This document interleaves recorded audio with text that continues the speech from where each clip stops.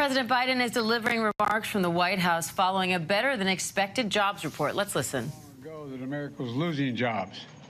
In fact, my predecessor was one of only two presidents in history who entered his presidency and left with fewer jobs than when he entered. Look at where we are now. Just this morning, we learned that the economy created 190,000 jobs last month. All told, we've added 13.5 million jobs since I took office. Around 800,000 of them manufacturing jobs. We created more jobs in 2 years than any president ever created in a single four-year term. We did in 2 years. What's more, when I took office, the unemployment rate was 6.3%. The nonpartisan Congressional Budget Office predicted that it would not get below 4% until the end of 2025. Now, the unemployment rate has been below 14% for the last 19 months, the longest stretch in over 50 years. We've recovered all the jobs lost during the pandemic. We've added 1 million more new jobs. More than 700,000 people joined the labor force last month, which means the highest share of working-age Americans are in the workforce now than at any time in the past 20 years. People are coming off the sidelines, getting back to their workplaces. Job satisfaction is higher than it's been in 36 years. We've seen record lows in unemployment for African Americans, Hispanic workers and veterans, and workers without high school diplomas, and the lowest unemployment rate in 70 years for America's women. At the same time, inflation continues to fall. It's now around 3%, about 1/3 of what it was 1 year ago. In fact, we learned yesterday that over the past 3 months, inflation was close to what it was before the pandemic, and incomes are higher now than they were before the pandemic. While pay for low-wage workers has grown at the fastest pace for low-wage workers in 2 decades.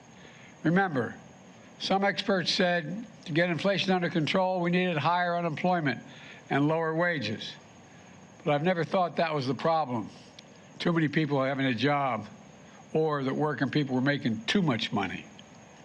And now, after months and months of bringing inflation down, while at the same time adding jobs and growing wages, it matters. And it's no accident. I came to office determined to build the economy in a different way, from the middle out and the bottom up, not the top down. To move away from trickle-down economics and instead focus on the middle class. Because when the middle class does well, and this is not hyperbole, when the middle class does well, everyone does well. Everyone does well. The wealthy do very well, the poor have a shot, and the middle class can make a living. The Financial Times and the Wall Street Journal, have heard me say it before, started calling my plan Bidenomics. It's about investing in America and investing in Americans. It's working. A key pillar of Bidenomics is empowering and educating workers who are the backbone of this country. I want to mention a few actions my administration took this week to support workers by raising workers' pay and helping more workers get good-paying union jobs. First, we proposed a new rule to extend overtime pay for up to 3.6 million workers across the country, additional 3.6 million. And here's why that matters. Until now, salary workers who were not paid by the hour were often not guaranteed overtime pay unless they made less than $36,568 a year.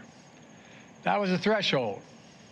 If you were a fast food manager or made even $1 more in salary, you were not guaranteed overtime pay, even if you worked an additional 40-hour week. The new rules we proposed this week, raise that threshold to $55,000 a year. That means a mom in North Carolina who makes $37,500 a year as an executive assistant and sometimes works a 60-hour work week could now be guaranteed time and a half whenever she works over 40 hours in that week. Plus, moving forward, that salary threshold automatically will update every 3 years so that it stays up to date with wage growth and purchasing power. What would make it easier for workers to earn overtime? In the future, it would. The automatic update was something we did in the Obama-Biden administration.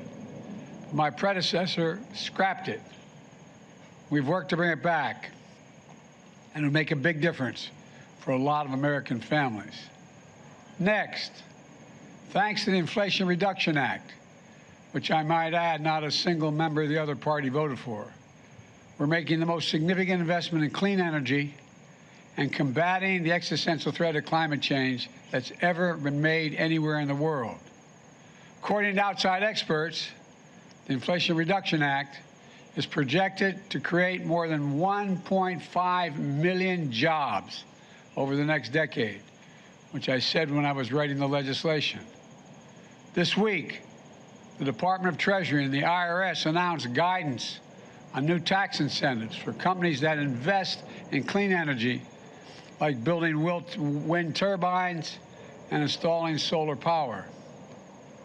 In the previous administration, companies got a tax cut, and they could go wherever they wanted to, including overseas, and hire whoever they wanted in order to get that tax cut. But on my watch, we used tax cuts for companies to stay in America and create American jobs in America. We're providing additional tax incentive for companies to pay their workers prevailing wages, wages you can raise a family on.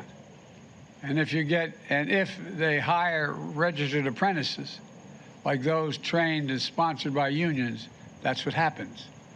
For some clean energy projects, they'll still be worth millions of dollars. This is a major incentive to pay prevailing wage and hire union workers. It's good for workers. It's good for the environment. And as companies are beginning to figure out, it's good for companies' bottom line as well. Plus, many auto companies significantly ramped up their investments in electric vehicles.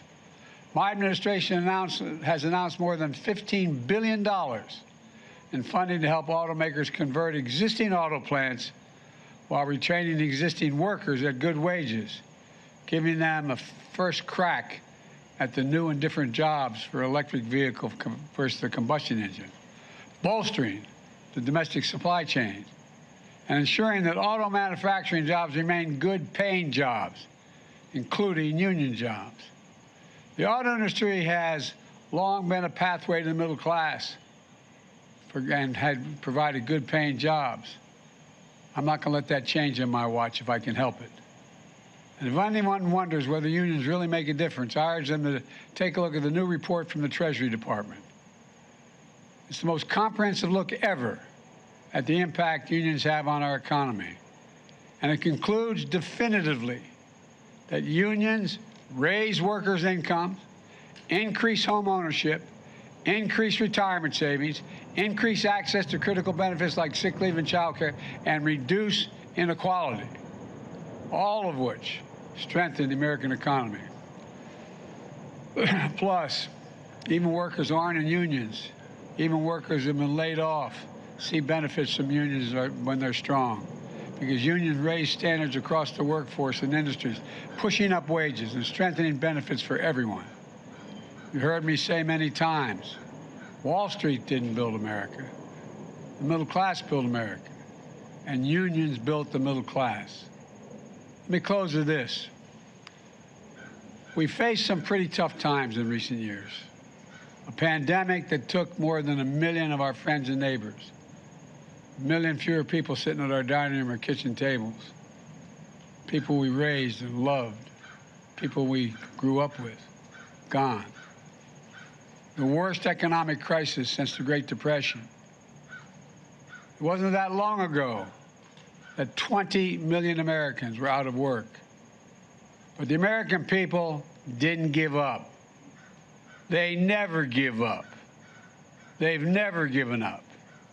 And today we have the strongest economy in the world, the lowest inflation rate among the major economies, 13.5 million new jobs. You heard me say it before, and I'm going to keep saying it. My dad said a job's about a lot more than a paycheck. It's about your dignity. It's about respect. It's about being able to look your kid in the eye and say, honey, it's going to be okay, and mean it. That dignity is coming back to places all across the country.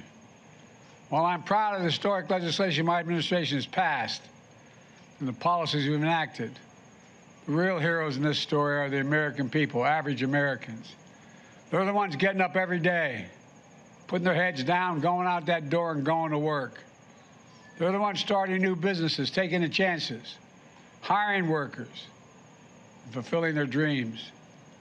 3 weeks ago, at a clean energy factory in Milwaukee, Wisconsin, I met an IBEW electrician who builds and repairs America's growing fleet of wind turbine engines.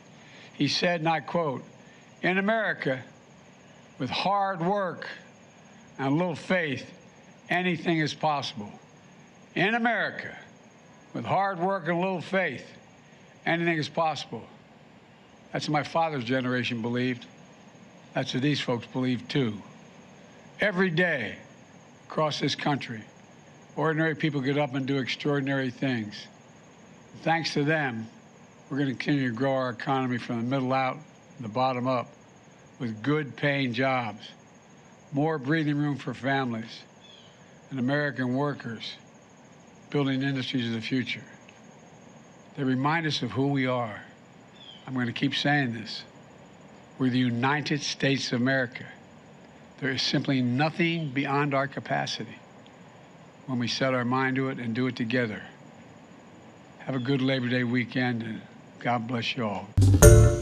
Hi, everyone. George Stephanopoulos here. Thanks for checking out the ABC News YouTube channel. If you'd like to get more videos, show highlights, and watch live event coverage, click on the right over here to subscribe to our channel. And don't forget to download the ABC News app for breaking news alerts. Thanks for watching.